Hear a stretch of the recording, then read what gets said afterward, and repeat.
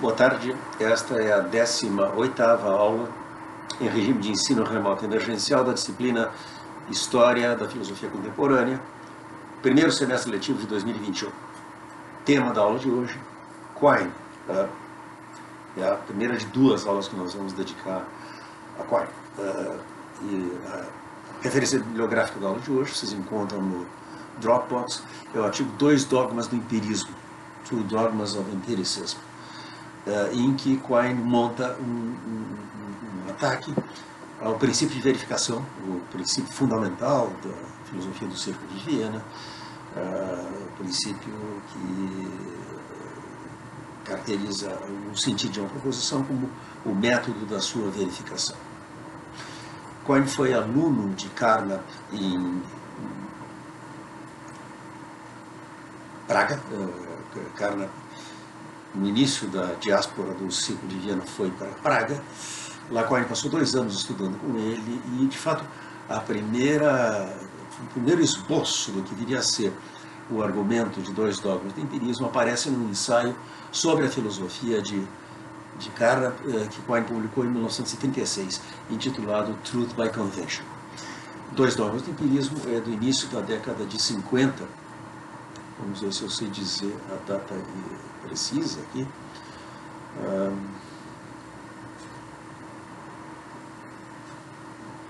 Dois dogmas do empirismo, 1953.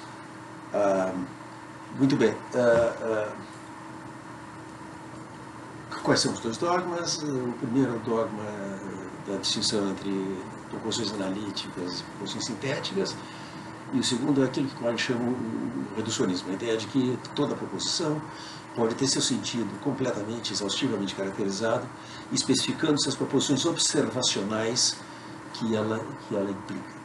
Bom, como a gente viu, Quine faz essa crítica com muito respeito pela filosofia de Carnap, que ele sempre considerou o filósofo mais importante do século XX. Ele diz expressamente, alguns dirão que esse é o papel, essa é a posição que corresponde a Wittgenstein.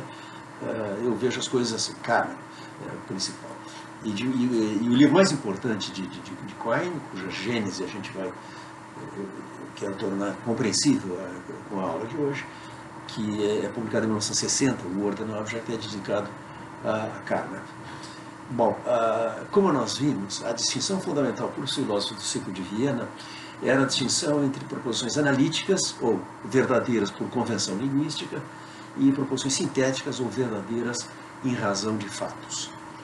As outras duas distinções, distinção entre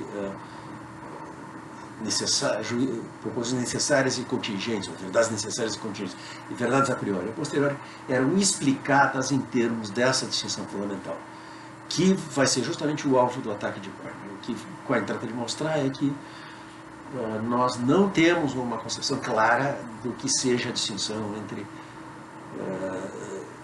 proposições analíticas e proposições sintéticas. O princípio de verificação do Círculo de Viena, cujo enunciado é o sentido de uma proposição, é o método da sua verificação, é o alvo do ataque de Quine, não porque ele tome o partido do realismo da concepção de verdade como transcendendo a verificação, a maneira de Moore e de Russell, mas porque ele ataca 2 teses que ele chama 2 dogmas do empirismo. O empirismo de que ele fala é o empirismo moderno, é a filosofia do Círculo de Viena. 2 teses que são corolários do princípio de verificação, o que ele chama o dogma da analiticidade e o que ele chama o dogma do reducionismo. Quine enuncia claramente o seu projeto, o que ele vai fazer, no primeiro parágrafo de 2 dogmas do empirismo, que ele escreve o seguinte: o empirismo moderno foi condicionado em larga medida por 2 dogmas. O dogma é uma proposição que você aceita sem questionar. Um é uma crença em certa clivagem fundamental entre verdades que são analíticas ou fundadas em significados independentemente de questões de fato, e verdades que são sintéticas ou fundadas em fatos.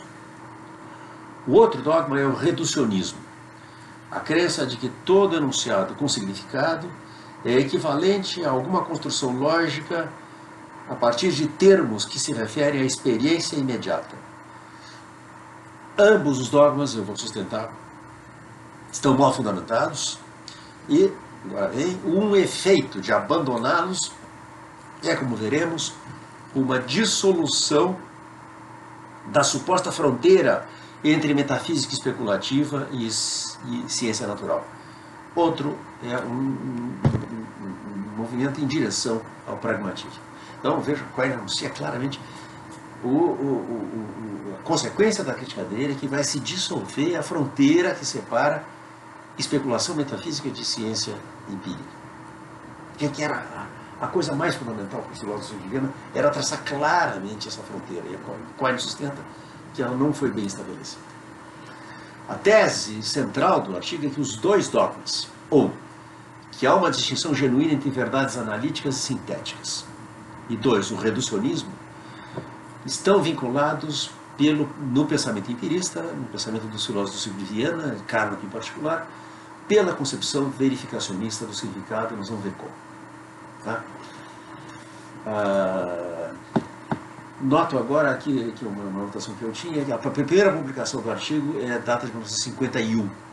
Ele foi publicado na Philosophical Review. A reimpressão é que aparece pela primeira vez nesse livro, publicado em 53, de um ponto de vista lógico, From a Logical Point of View, do qual vários ensaios estão muito bem traduzidos no volume dedicado a Quine da coleção Pensadores. A lição central de dois dogmas, a lição central do argumento de Quine, é que não há uma maneira de explicar ou de definir a analiticidade, em que consiste para uma verdade analítica, que seja consistente com duas teses fundamentais que eram amplamente aceitas pelos defensores da analiticidade naquela época. A primeira tese é que toda verdade necessária e toda verdade a priori é analítica. Certo? Para toda proporção P, se P expressa uma verdade necessária ou a priori, então P é analítica. A segunda tese é que a analiticidade é requerida para explicar qualquer noção legítima de necessidade e de a prioridade. Então você tem aquelas duas colunas, lembra? De um lado tem analítico, necessário a priori, do outro sintético, contingente a posteriori. E não tem cruzamento entre as duas. Tá? Em particular, como não há juízos sintéticos a priori. Como dizia Schlick, toda a filosofia do ciclo de Viena pode ser reduzida a essa proposição. Não há juízos sintéticos a priori. E a distinção fundamental aqui é a distinção analítico-sintética. Em termos dela, é que são explicadas as distinções entre necessário e contingente, a priori e a posteriori. Isso é fundamental para entender o argumento de Quine. Quine também aceita que a distinção fundamental tem que ser a distinção analítico-sintética. Se essa não for clara, as outras duas estão comprometidas e vai ser a lição que Quine vai tirar, que elas estão de fato comprometidas. Para os filósofos do ciclo de Viena, como para Wittgenstein antes dele, antes de Carnap, Schlick, Weismann, Neurath, não havia como explicar a noção de necessidade e como a gente pode saber que uma verdade é necessária. Ou como é que nós podemos saber alguma coisa a priori, sem apelar para o nosso conhecimento de que certas proposições são verdadeiras em razão dos significados das expressões que contêm.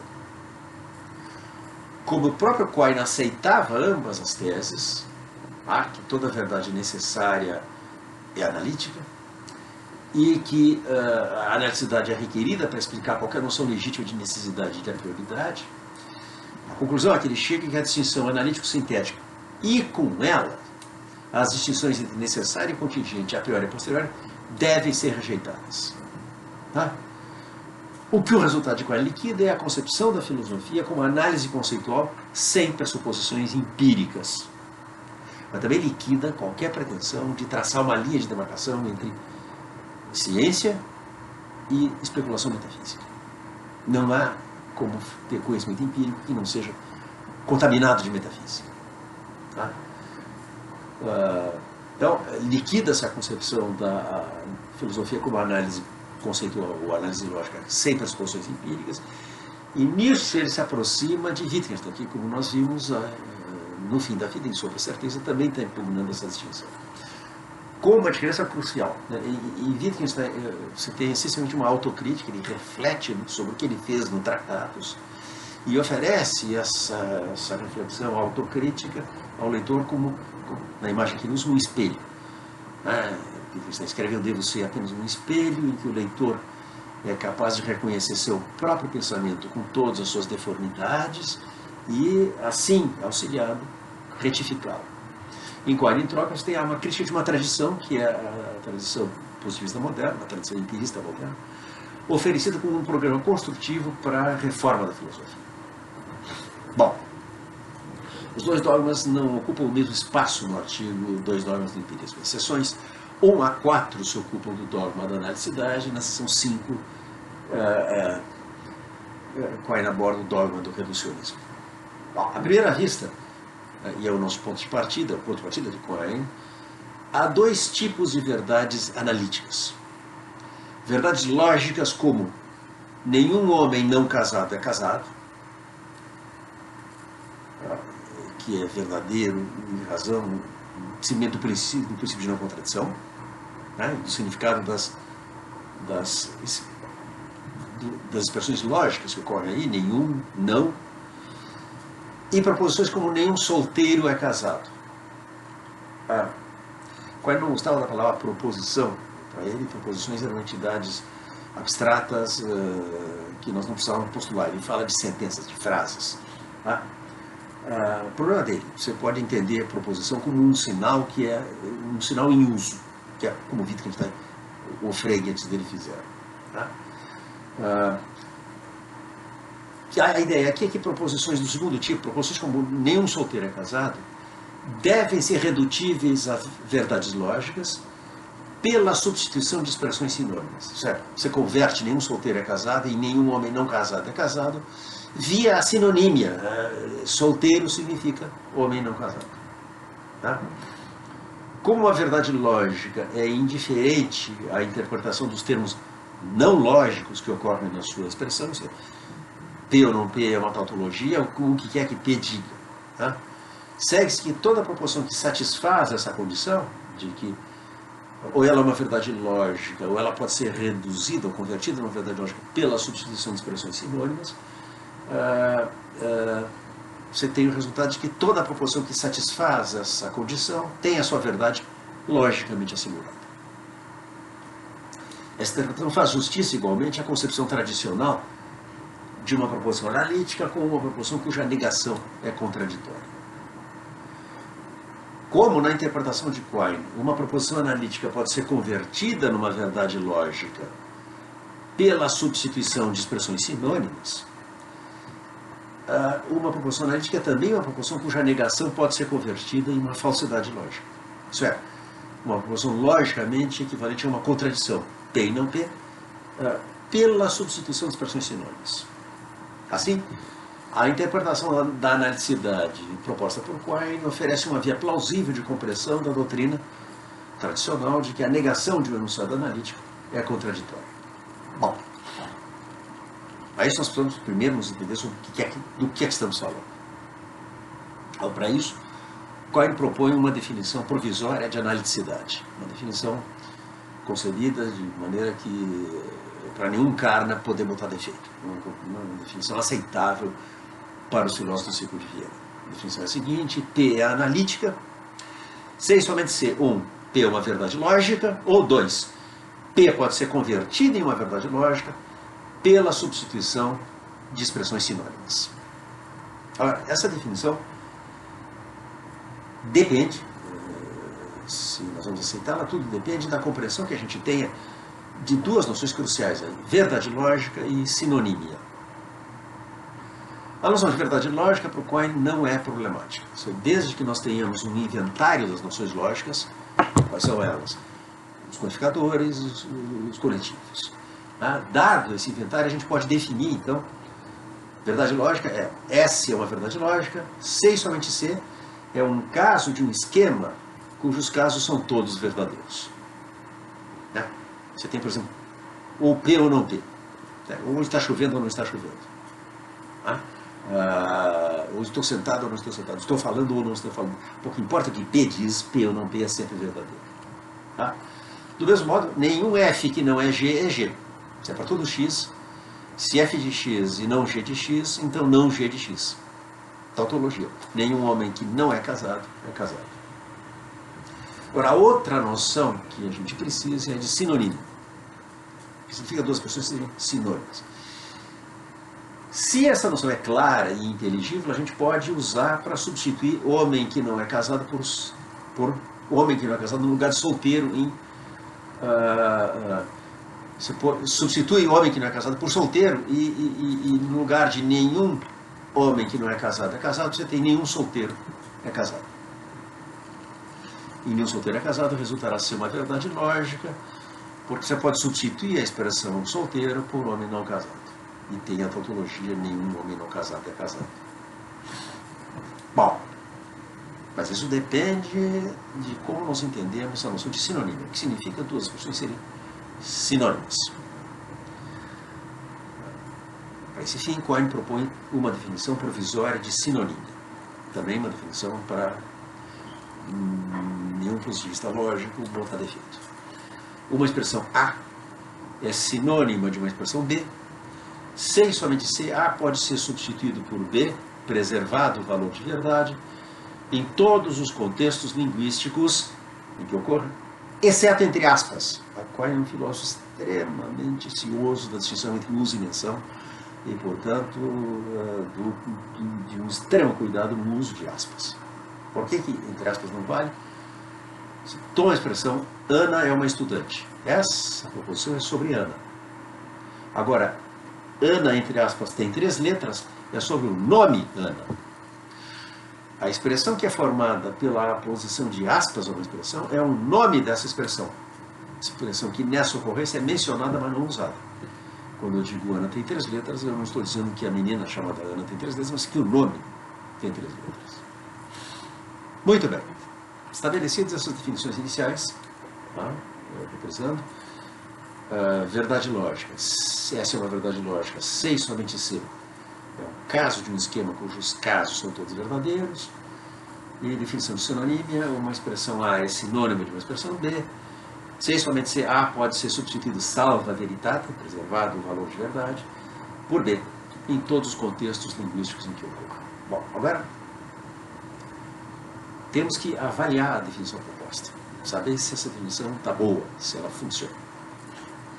E quando observa que tudo vai depender da espécie de linguagem a que a definição é aplicada. Aqui Quine introduz uma distinção que já estava em Carnap e em outros filósofos do ciclo de Viena entre linguagens extensionais e linguagens intencionais. O que é uma linguagem extensional?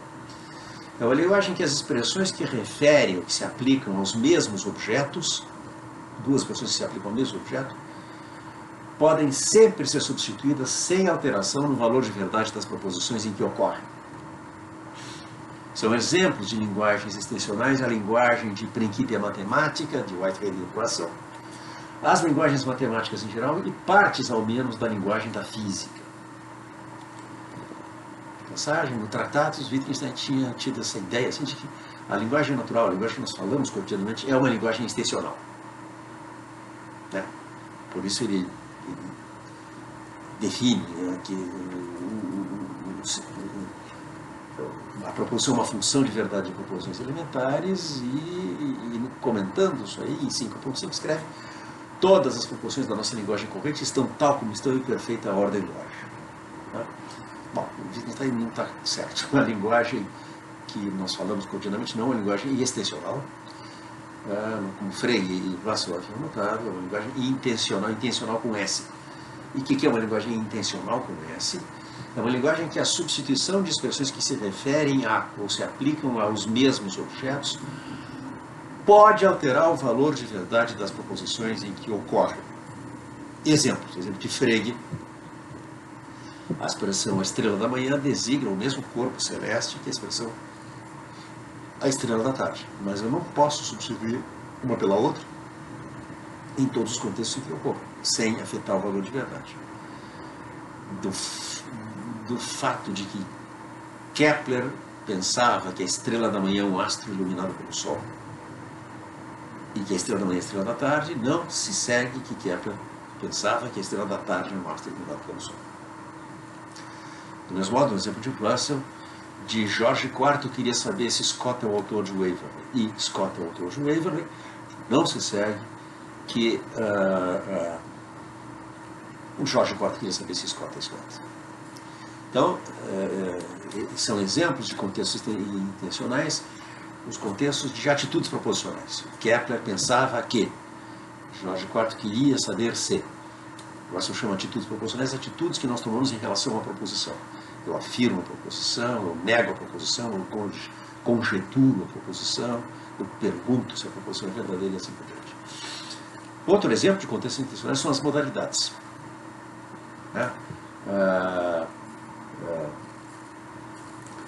Assim como o caso das funções de verdade, em que tese o que Wittgenstein está sustentando no tratado, as linguagens naturais, como o português ou o inglês, são linguagens intencionais com S, distinção entre extensão e intenção com S, que os lógicos medievais já tinham feito e que Carnot empregou sistematicamente nos seus trabalhos.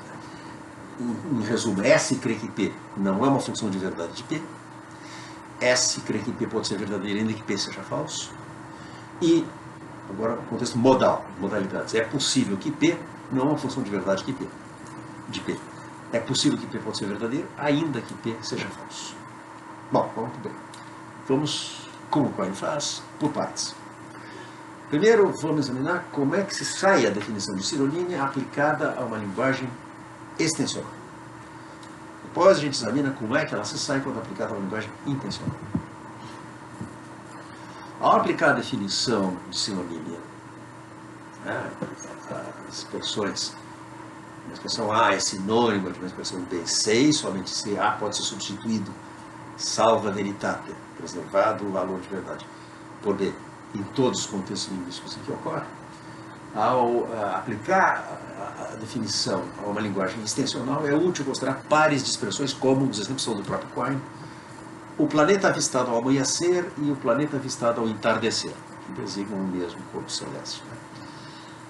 Benjamin Franklin e o inventor do para-raios, que designam o mesmo indivíduo. E animais com rim e animais com coração. Não com os mesmos conceitos, mas todo animal com rim, animal com coração e vice-versa. As descrições definidas, o planeta avistado ao amanhecer e o planeta avistado ao entardecer, são correferenciais. Numa linguagem extensional, ambas podem ser intersubstituídas, salvo a veritate. O mesmo vale para Benjamin Franklin e o inventor de para-raios. Por fim, os predicados animal com rins e animal com coração são igualmente correferenciais. Assim, os dois predicados aplicam-se exatamente aos mesmos objetos. Numa linguagem extensional, isso significa que um predicado pode ser substituído por outro em qualquer proposição, sem afetar o valor de verdade. Segue-se que, se a definição de sinonímia que nós estamos adotando é aplicada a uma linguagem extensional, todos os três pares são de expressões sinônimas, e as seguintes proposições serão classificadas como analíticas.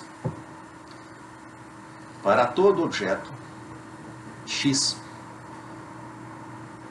é o planeta avistado ao amanhecer, C e somente C, X é o planeta avistado ao entardecer. Todo descendente de Benjamin Franklin é um descendente do inventor do para-raios. Por fim, todo animal com rins é um animal com coração. Todas essas vão ser ditas analíticas pela definição. Mas esses resultados são inaceitáveis. Os defensores da analiticidade vão objetar que essas proporções são verdades contingentes. Que o planeta avistado ao amanhecer ou o planeta avistado ao entardecer poderia ser diferente. Que todo descendente de Benjamin Franklin é um descendente do inventor de para-raios poderia ser diferente. Se a evolução, a história das espécies naturais fosse diferente, você poderia ter animais com coração que não tem rim, ou coisa assim. Então, os defensores da analiticidade vão objetar que, como essas são verdades contingentes e não necessárias, porque não se pode saber que são verdades apenas considerando o significado das palavras que contêm, elas não podem ser verdades analíticas. Foi, como Frege lembra, uma descoberta astronômica que o planeta avistado ao amanhecer em certo lugar e tempo é o mesmo planeta avistado ao entardecer em certo lugar e tempo. Do mesmo modo, um fato é um fato biológico contingente que toda criatura que tem coração tem igualmente rim. Em todo caso, Quine trata isso como um fato empírico. Assim, os defensores da analicidade recusarão a definição proposta de sinonímia quando aplicada a uma linguagem extensional. Então não dá. Para nós, a definição não funciona. Tá? Ela importa em tratar como verdades analíticas e, portanto, necessárias proporções que são verdades contingentes. Agora, vamos contrastar o que acontece quando a definição proposta é aplicada a uma linguagem intencional com S, como o português. Em particular, Quine sugere que uma linguagem que contém expressões como é uma verdade necessária que. Tá? O quadradinho da lógica modal, necessariamente que. Numa linguagem assim, a substituição de termos correferenciais às vezes afeta o valor de verdade da construção. Foi exatamente o fato do qual Frege e Russell chamaram a atenção. Então, é uma verdade necessária que se um só planeta é avistado ao amanhecer, então o planeta avistado ao amanhecer é avistado ao amanhecer? Verdadeiro. Tautologia. Em troca, é uma verdade necessária que se um só planeta é avistado ao amanhecer, então o planeta avistado ao entardecer é avistado ao amanhecer? Falso. Isso não é uma verdade necessária. Isso significa que as expressões o planeta avistado ao amanhecer e o planeta avistado ao entardecer são corretamente classificadas como não sinônimas pela definição proposta quando aplicada a uma linguagem que contém a construção é uma verdade necessária que. Do mesmo modo, para as demais expressões que a gente examinou. É uma verdade necessária que Benjamin Franklin foi Benjamin Franklin? Sim, verdadeiro. É uma verdade necessária que Benjamin Franklin foi o inventor do para-raios? Falso. É uma verdade necessária que um animal com rins é um animal com rins? Verdadeiro. É uma verdade necessária que um animal com rins é um animal com coração? Falso. Em geral, a definição proposta de sinonímia tem a consequência de que identidade de referência, identidade de extensão daquilo a que se aplica a expressão, não é condição suficiente de sinonímia quando uma linguagem contém expressões como é uma verdade necessária que, em suma, operadores modais ou atitudes proposicionais. Em troca, sinônimos genuínos como solteiro e não casado são intersubstituíveis mesmo nesses contextos sem mudança de valor de verdade. É uma verdade necessária que se alguém não é casado, então não é casado? Verdadeiro. É uma verdade necessária que se alguém é solteiro, então não é casado? Verdadeiro. Assim, a definição caracteriza corretamente as expressões solteiro e não casado como sinônimas. A conclusão de Quine é que a definição proposta é uma caracterização correta de sinonímia, que por sua vez permite definir a analicidade, desde que a linguagem de que estamos falando inclua a noção de necessidade. Mas o que dizer dessa noção? O que significa a expressão, esse predicado é uma verdade necessária? Segundo Quine e os filósofos que ele estava criticando, os filósofos do século de Viena e Wittgenstein antes deles, é uma verdade necessária que P significa simplesmente a proposição P é analítica. Mas nesse caso, nós estamos girando em círculo. Para explicar a analiticidade, a gente precisou recorrer à sinonímia. Para entender a sinonímia, a gente precisou apelar a uma noção antecedentemente compreendida de necessidade. Assim, para explicar a necessidade, nós precisamos pressupor a necessidade, o que mostra que não chegamos a lugar nenhum. A distinção está mal fundada. Vejam, dado qualquer termo da família, analicidade, sinonímia, necessidade, a gente pode definir os outros.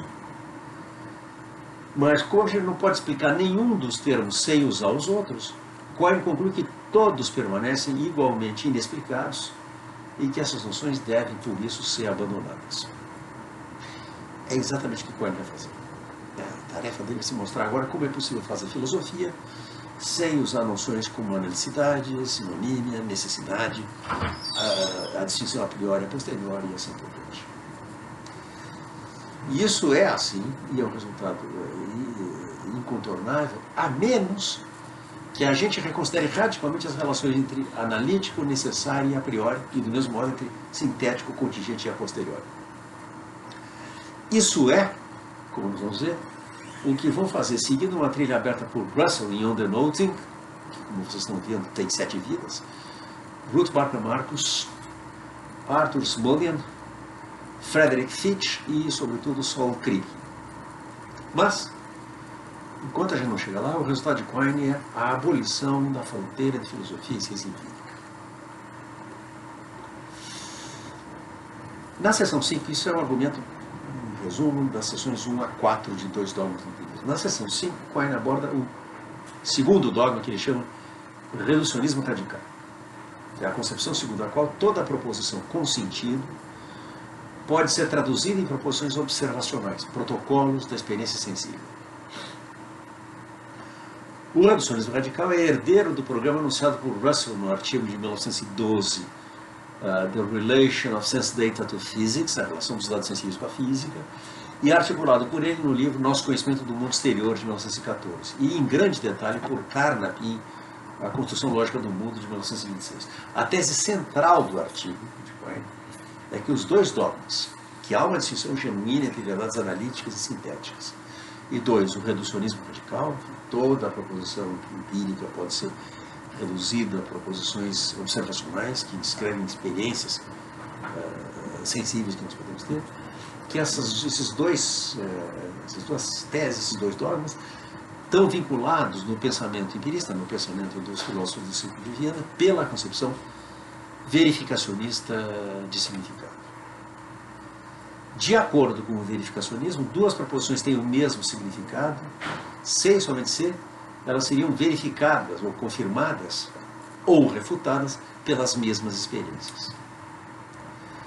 Dada essa noção de sinonímia, pode-se definir a analicidade dizendo que uma proposição é analítica, se e somente se é sinônimo de uma verdade lógica. Assim, se o verificacionismo fosse correto, a distinção analítico-sintético ficaria assegurada. E o Viena estaria salvo, e antes deles, Kant estaria salvo. Porque se não há uma distinção defensável entre analítico e sintético, cai por terra o projeto da filosofia crítica de Kant. Nada menos. Do mesmo modo, se o verificacionismo fosse correto, toda proposição empírica, isso é, toda proposição sintética, poderia ser traduzida sem perda de significado em um conjunto de proposições sobre dados sensíveis que confirmariam a proposição original. Essa é a ideia de Schlick, de Carnap, de Neurath, de Weismann e de Wittgenstein em 1929. Ora, essa é justamente a doutrina do reducionismo. Por isso, Quine conclui que, se o verificacionismo estivesse correto, os dois dogmas do empirismo seriam seus corolários. Vejam o que ele escreve em Dois Dogmas do Empirismo.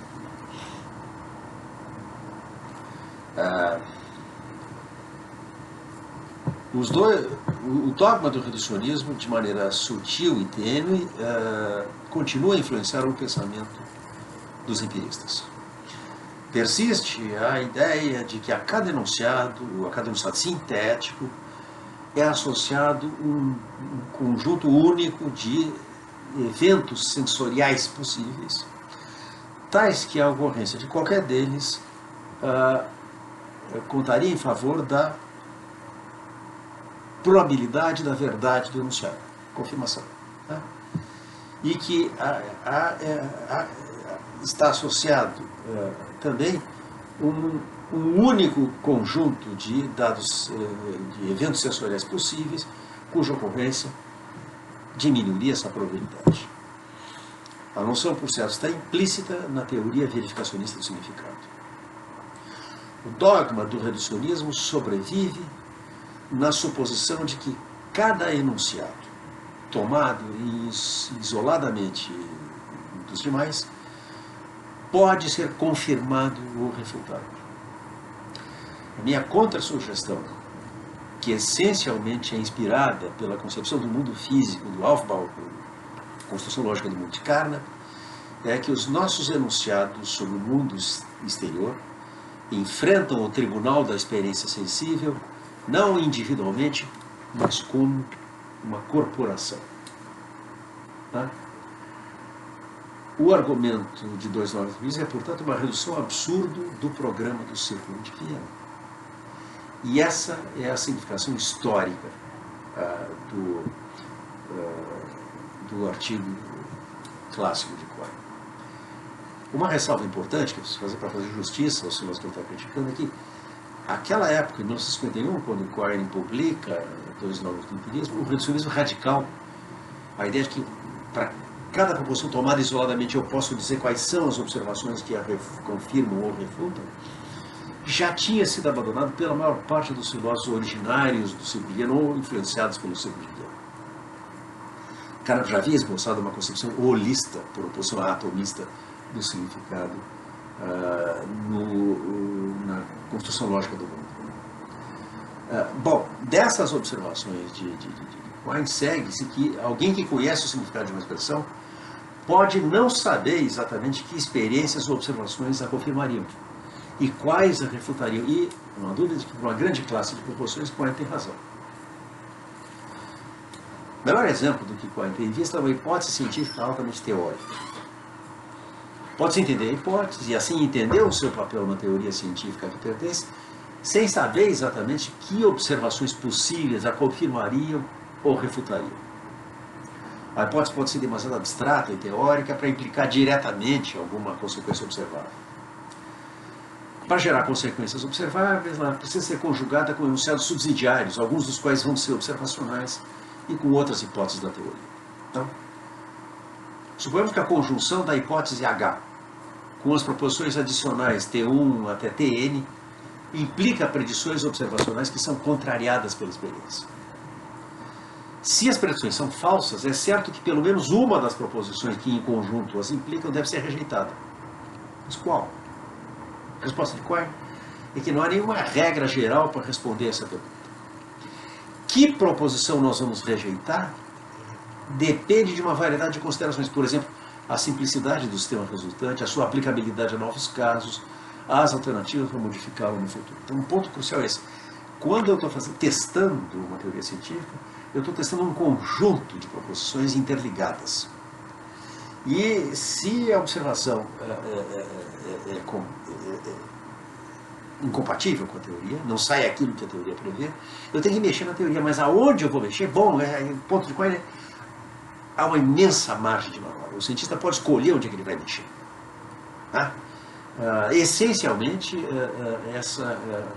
a modificação a ser adotada vai ser uma modificação conservadora, tentando preservar o máximo possível a teoria. Ela vai seguir o princípio que Quine chamou a máxima da mutilação mínima, que ele define assim: a máxima da mutilação mínima é onde não comicha, não coça.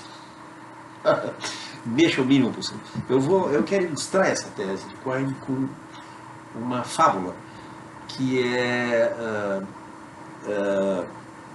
uma caricatura, mas como toda caricatura, a graça dela está em que ela apanha algo de real. É uma fábula contada pelo filósofo da ciência húngaro Imre Lakatos, num ensaio publicado na década de, acho que nos anos 70, já digo para vocês a data da publicação, 1970 exatamente. Lakatos faz uma caricatura de um fato histórico importante na história da ciência.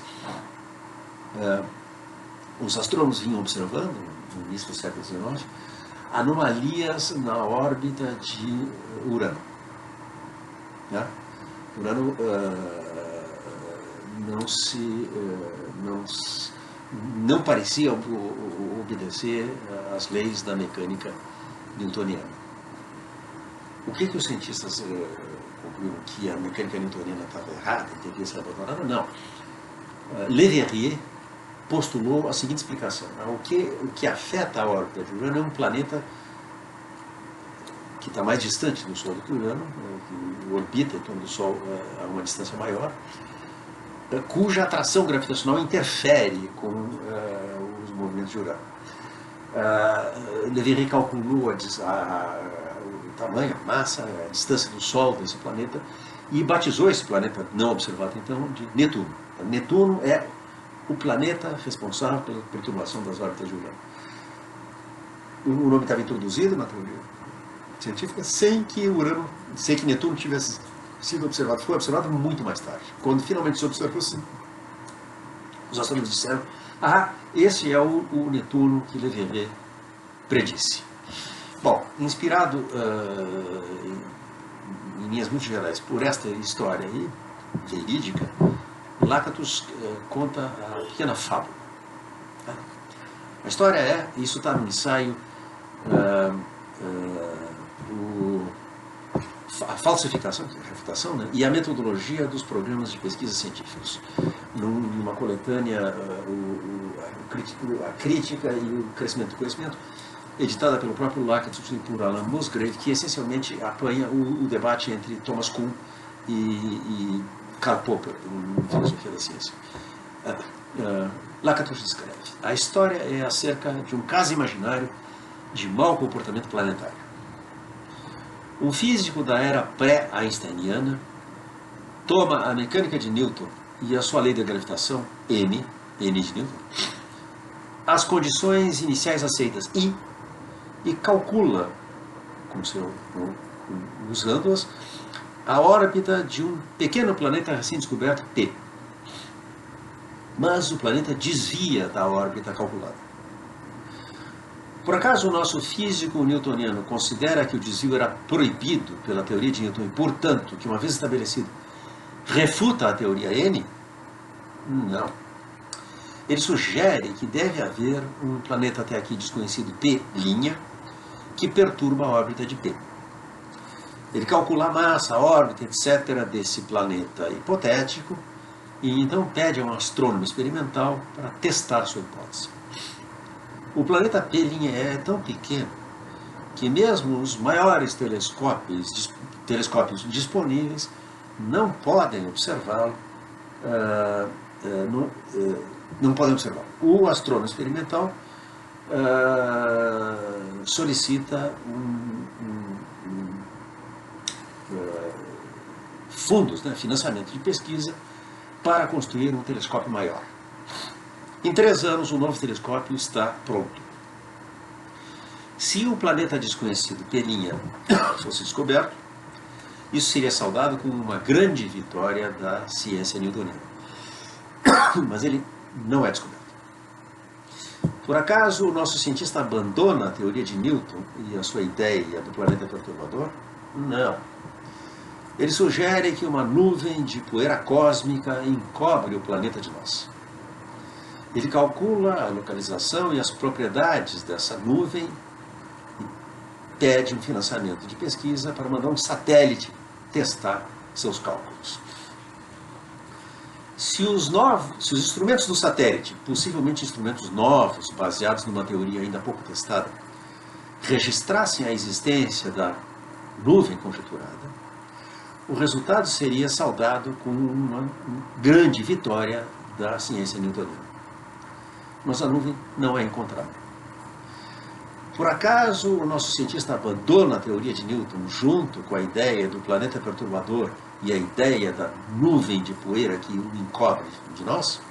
Não. Ele sugere que há algum campo magnético naquela região do universo que perturbou os instrumentos do satélite. Um novo satélite é enviado. Se o campo magnético fosse encontrado, os newtonianos celebrariam uma vitória sensacional. Mas ele não é encontrado. Isso é considerado uma refutação da ciência newtoniana? Não. Ou outra hipótese auxiliar engenhosa é proposta, ou a história inteira termina sendo sepultada em volumes poeirentos de revistas e a história nunca mais é mencionada. Bom, Lakatos está fazendo uma caricatura, mas a caricatura apanha um traço real do que seja realmente, na prática científica, o teste de uma teoria. A saber que há uma enorme margem de manobra sobre o que ajustar na teoria. Tá? E aqui, então, a lição é que proposições isoladas não são confirmadas ou refutadas por comparação direta com a experiência. Ao contrário, a relação de uma proposição com a experiência é tipicamente mediada por um conjunto de proposições interrelacionadas. Quine escreve, então, em Dois Dogmas Físicos, o dogma do reducionismo está, mesmo na sua forma atenuada, está intimamente vinculado ao outro dogma, de que há uma clivagem entre enunciados analíticos e sintéticos. Nós notamos, nós descobrimos que que há um caminho que leva desse segundo problema, a distinção analítico-sintética, ao reducionismo, via a teoria verificacionista do significado. Mais diretamente, um dogma claramente reforça o outro, da seguinte maneira: enquanto se considera que é significativo em geral falar da confirmação ou da refutação de um enunciado, parece que faz sentido falar também de um caso limite de enunciado que é confirmado vacuamente, ipso facto, aconteça o que acontecer, e um tal enunciado é analítico. Os dois dogmas são, na raiz, idênticos. Nós refletimos que, em geral, a verdade de enunciados obviamente depende tanto da linguagem quanto de fatos extralinguísticos. E notamos que essa circunstância óbvia carrega consigo, não logicamente, mas de maneira muito natural, um sentimento de que a verdade do enunciado é, de algum modo, analisável em um componente linguístico e um componente factual. O componente factual deve, se somos empiristas, reduzir-se a um conjunto de experiências confirmatórias. No caso extremo, em que o componente linguístico é tudo o que importa, um enunciado verdadeiro é analítico. Mas eu espero que agora a gente já tenha sido suficientemente impressionado por quão teimosamente a distinção entre analítico e sintético resistiu a toda a tentativa de caracterizá-la. Também me impressiona a parte de exemplos pré-fabricados de urnas brancas bolas brancas e pretas numa urna, pelo fato de quão perturbador sempre foi o problema de chegar a um enunciado explícito da teoria empírica, a uma teoria explícita, perdão, da confirmação empírica de um enunciado sintético. Minha sugestão presente é que é absurdo, e é a raiz, a fonte de muito absurdo, falar de um componente linguístico, de um componente factual, na verdade, de qualquer enunciado individual. Tomados coletivamente, a ciência depende tanto da linguagem quanto da experiência. Mas essa dualidade não pode ser rastreada numa distinção entre enunciados da ciência tomados um por um. A ideia de definir um símbolo em uso era, como observamos, um passo adiante, um progresso em relação ao empirismo impossível de termo a termo, de dar uma experiência para cada expressão da linguagem, de Locke e de Hume. O enunciado, não o termo, veio com Bentham, um empirista do século XIX, a ser reconhecido como uma unidade responsável perante a crítica empirista. Mas o que eu estou agora insistindo é que, mesmo tomar o enunciado como uma unidade, a gente fez a nossa malha fina demais. A unidade de significação empírica é o todo da ciência. O todo da ciência. É uma ciência inteira, uma teoria científica inteira, e não um enunciado isolado de outros enunciados, o que está submetido à confirmação. Então, na raiz dos dois modos está o princípio verificacionista, o abandono do princípio de verificação tem a consequência de que você não tem mais uma maneira de traçar, como Carnap, Schlick, Neurath e companhia queriam, uma linha demarcatória entre ciência empírica e especulação metafísica. A partir daí, há um tema que Quine introduziu nesse artigo, que vai se tornar central na filosofia posterior dele, que é essa ideia que nós vimos ilustrada pela caricatura de Lakatos, de que a escolha de teorias é subdeterminada pela evidência. Eu posso ter várias teorias que concordam com a evidência empírica, e a escolha entre elas é subdeterminada porque qualquer delas é compatível com essas observações. Na sessão final de 2.9, sessão 5, em que o Quine faz um comentário geral sobre o resultado obtido até ali, ele escreve o seguinte: a totalidade do nosso, assim chamado, conhecimento, das nossas crenças, das questões mais localizadas de geografia e história, as leis mais profundas da física atômica, ou mesmo da matemática pura ou da lógica, é um tecido feito pelos homens, a man-made fabric, que toca na experiência apenas na borda.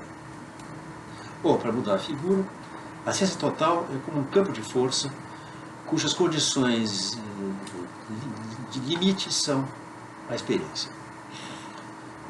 Um conflito com a experiência na periferia ocasiona reajustamentos no interior do campo. Valores de verdade têm que ser redistribuídos sobre alguns dos nossos enunciados. A reavaliação de alguns enunciados implica a reavaliação de outros por causa de suas interconexões lógicas. As leis lógicas, por sua vez, são simplesmente outros enunciados do sistema, outros elementos do campo. Tendo reavaliado um enunciado, a gente tem que reavaliar alguns outros, que podem ser enunciados logicamente conectados com o primeiro, ou podem ser o próprio enunciado de que há uma conexão lógica entre eles. A lógica também está sujeita à revisão. Tá? Mas o campo total é tão subdeterminado pelas suas condições de limite, de experiência limite, né, que há muita latitude de escolha, muita folga, né, quanto a que enunciados reavaliar à luz de qualquer experiência contrária. Nenhuma experiência particular está vinculada a nenhum enunciado particular no interior do campo, exceto indiretamente pela via de considerações de equilíbrio que afetem o campo como um todo.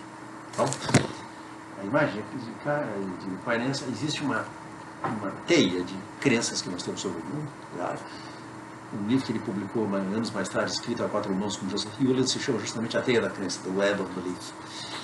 E você tem assim, na periferia estão os enunciados que você revisa com mais facilidade, proposições empíricas do tipo: tem uma garrafa de água sobre a minha mesa, eu facilmente reviso isso. Se não tinha uma garrafa ali, eu tive uma impressão, ou aquilo era um holograma, sei lá o quê. E você tem no centro as proposições que você custa mais a rever, proposições que são muito centrais na sua teoria. A equação que diz que a energia de um corpo é igual ao produto da sua massa pelo quadrado da velocidade da luz, está tão no centro da teoria da relatividade que a gente vai custar muito a rever isso aí. Né? E rever isso é uma verdadeira revolução científica. No centro do centro estão as leis, as proporções da lógica, que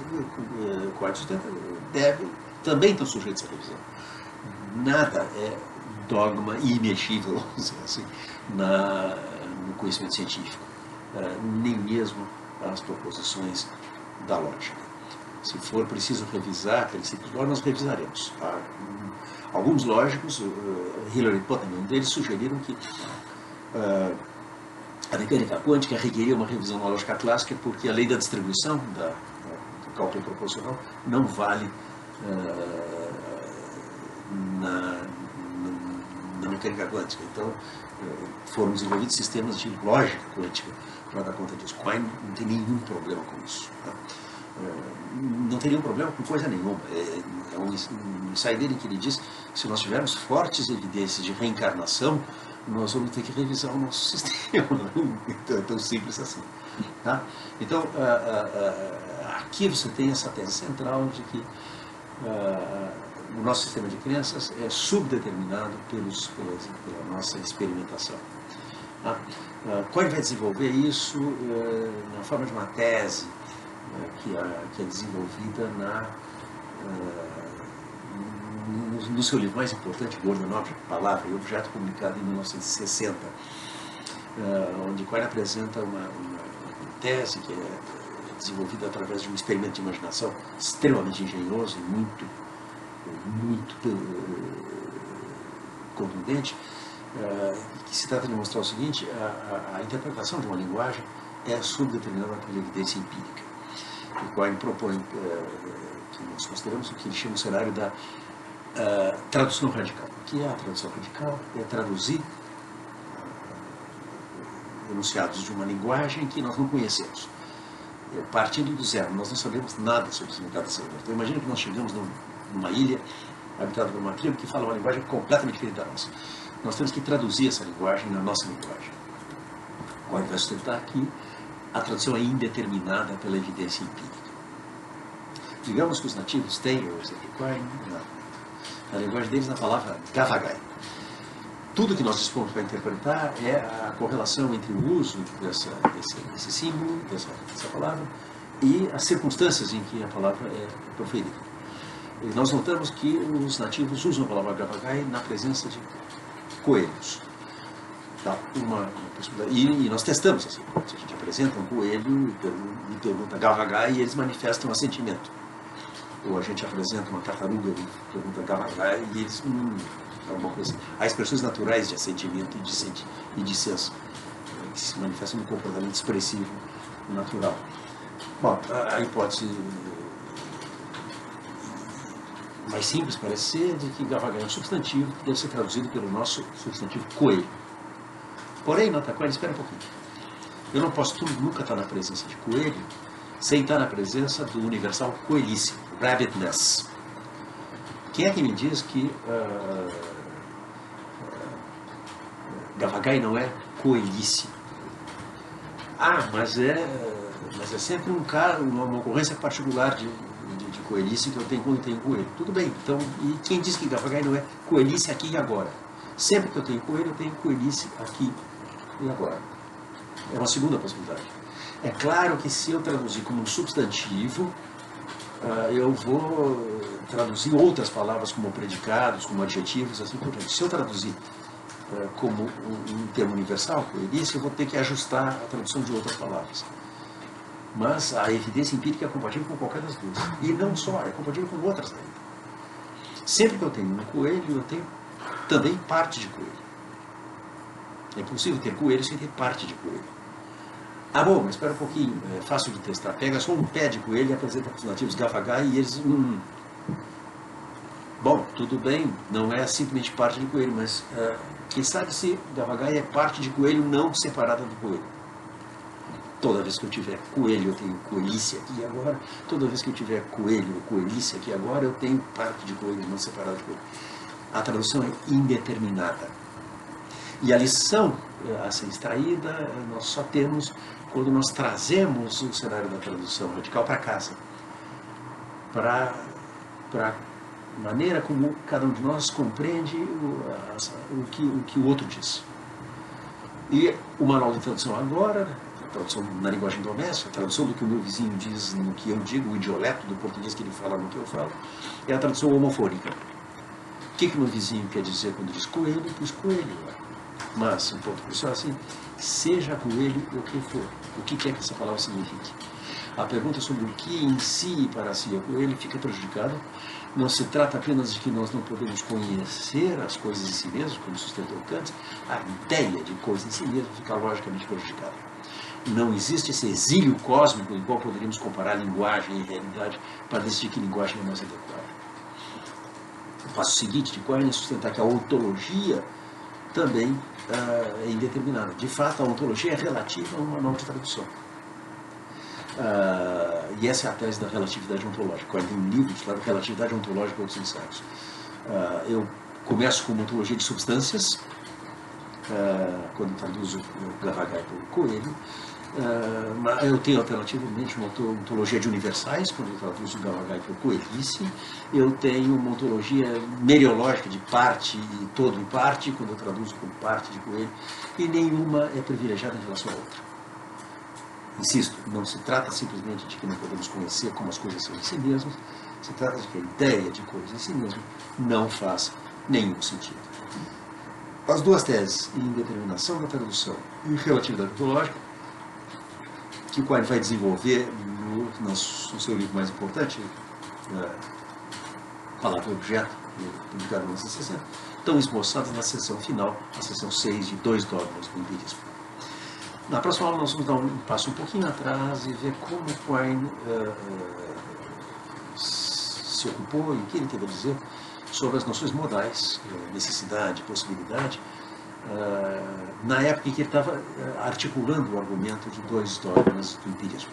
Então, a próxima aula é dedicada à reflexão de Quine sobre a lógica modal. Okay?